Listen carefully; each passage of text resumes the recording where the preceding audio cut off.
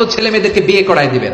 আপনি ছেলে মেয়েদেরকে সময় মতো বিয়ে না করানোর কারণে এই মেয়ের দ্বারা ছেলের দ্বারা যত গুনাহ হবে তার পার্সেন্টেজ গুনাহ আপনার আমলনামাতে আছে না নেই? এজন্য ইসলাম বলে ইউর রিলেশনশিপ শুড বি হালাল। তোমার সম্পর্কটা হতে হবে হালাল সম্পর্ক।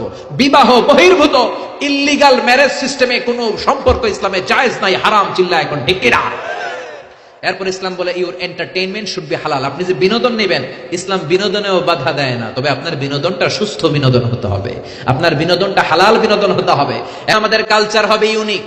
হারাম কোন ধরনের বিনোদন মুসলমান গ্রহণ করতে পারে না, মুসলমান গ্রহণ করবে হালাল বিনোদন। তার মানে ইউর ফুড শুড বি হালাল, ইউর ড্রিঙ্ক শুড বি হালাল, ইউর ইনকাম শুড বি হালাল, ইউর রিলেশনশিপ শুড বি হালাল, ইউর এন্টারটেইনমেন্ট, আপনার বিনোদন শুড বি হালাল। আমাদের পুরো জীবনের অঙ্গনটারে হালাল দিয়ে সাজাইতে হবে। রাজি আছে মুসলমান?